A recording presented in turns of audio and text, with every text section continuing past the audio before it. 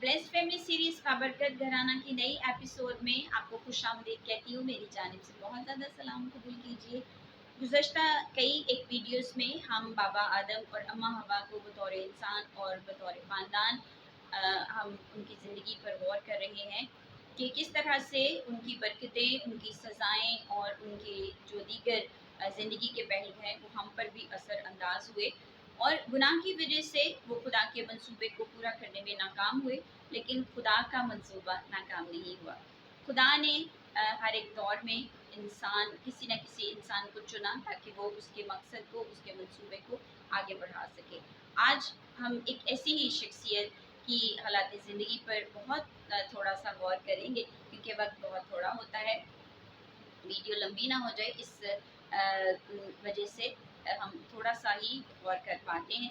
तो आज की जो शख्सियत है वो मुक़द्दस अब्राहम है। मुक़द्दस अब्राहम के बारे में चंद एक सवाल जो ज़हन में आते हैं कि वो कौन थे। सबसे पहले हम इसी बात पर गौर कर लेते हैं। मुक़द्दस अब्राहम का जब हम नस्बनामा देखते हैं तो ये मुक़द्दस नूह के बेटे सिम के साथ जाकर मिलता है।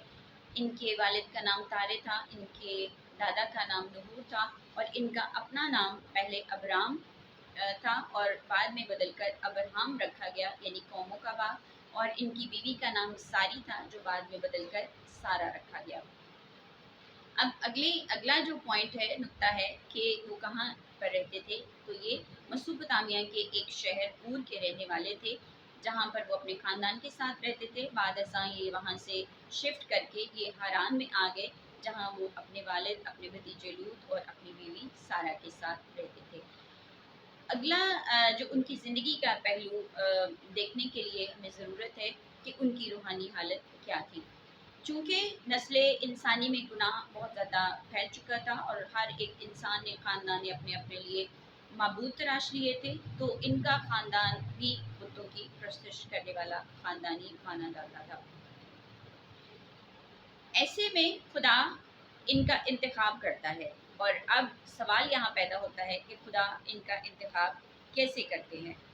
तो जब हम पैदाइश की किताब उसके पहले बाब 12वें बाब की पहली आयत को देखते हैं तो वहाँ पर खुदा इनसे हम कलाम होते हैं और इनसे कहते हैं कि अपने नातेदारों से, अपने वतन से और अपने बाप के घर से निकल और उस मुल्क में जा जो मैं तुझे दिखाऊंगा। तो ये खुदा की उस कॉल पर आमीन कहते हैं, उसके बारे में अच्छा रद्द-ए-अमल देते हैं और खुदा की बुलाहट पर वो चल पड़ते हैं। एक और सवाल जो ज़हन में पैदा होता है कि खुदा ने इनका क्यों इंतखाब किया। पहली वजह जो हमें नज़र आती है कि बेशक इनका ख़ानदान एक बुत परस्ती करने वाला ख़ानदान था, लेकिन इनकी दिल के अंदर ज़िंदा खुदा की मोहब्बत और उसके लिए तड़प और उसके लिए तलाश मौजूद थी। इसी वजह से, क्योंकि खुदा दिलों को देखता है। दूसरी वजह जो हमें नज़र आती है कि खुदा अपने मंसूबे को आगे बढ़ाना चाहता था, वो मंसूबा जो उसने इंसान के लिए, इंसान की निजात के लिए, इंसान को अपने असल मकाम पर वापस लेकर जाने के लिए, उसके इख्तियार में उसको बहाल करने के लिए बनाया था। मुक़द्दस अब्राहम उस मंसूबे के लिए खुदा की नज़र में फिट थे।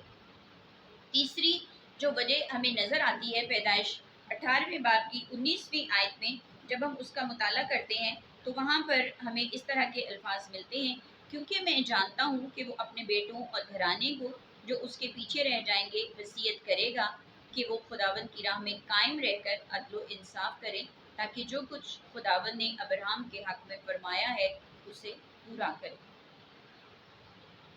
यहाँ पर मुक़द्दस अब्राहम को खुदा एक अच्छे बाप की नज़र से देखते हैं, जो अपने आने वाली नस्ल को खुदा की राह पर चलाएंगे और दुनिया के लिए, कौमों के लिए, कबीलों के लिए, ख़ानदानों के लिए निजात का और बरकत का बाइस बनेंगे।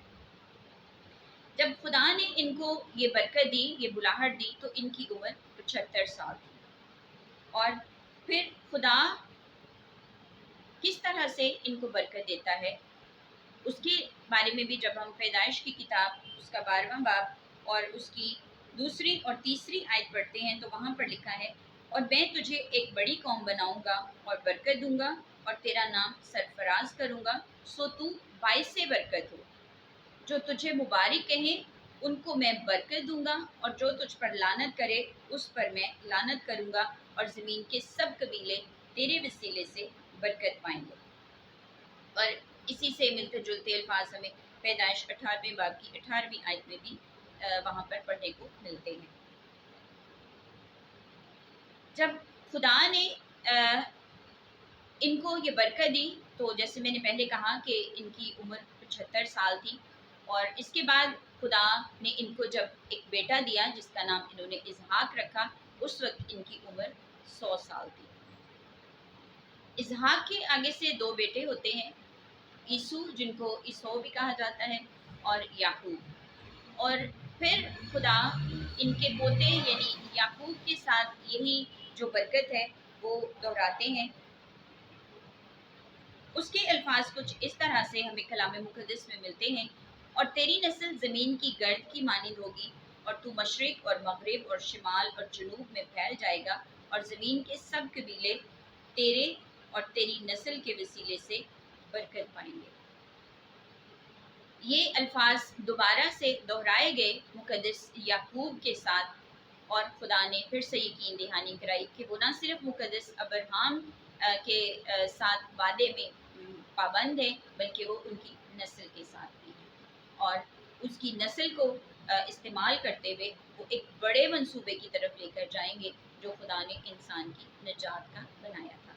जब खुदा ने मुक़द्दस अब्राहम के साथ ये उनको बरकत दी, तो उनके साथ एक अहद बांधा, और उस अहद का निशान उनको खतना दिया। अब सवाल ये पैदा होता है कि हम किस तरह से इस बरकत में शामिल होते हैं।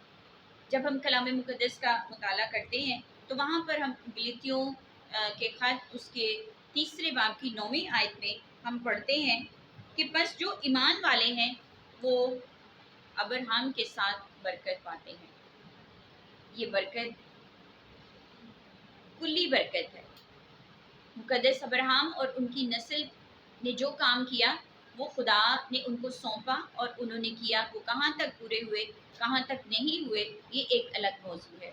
लेकिन ये बरकत ख़ानदानों के लिए, कबीलों के लिए, कौमों के लिए, उम्मतों के लिए थी, लेकिन ये जुज़वी तौर पर थी। कुल्ली बरकत, पूरा इख्तियार खुदा के साथ दोबारा से बहाल होना, आगे खुदा का एक और बड़ा कदम है। और ईमान वाले कौन हैं और किस पर ईमान रखना है, इसके लिए हम अगली वीडियो में ज़रूर इस बात पर गौर करेंगे। तब तक के लिए अपना बहुत ख्याल रखें, अपने ख़ानदान का, अपने प्यारों का बहुत ख्याल रखें। छोटी छोटी खुशियों को सेलिब्रेट करें और ख़ानदान के साथ जुड़े रहें। मेरी दुआ है खुदा आपको अपने ख़ानदान में बहुत सारी ढेरों ढेर बरकत और खुशियाँ अता करे।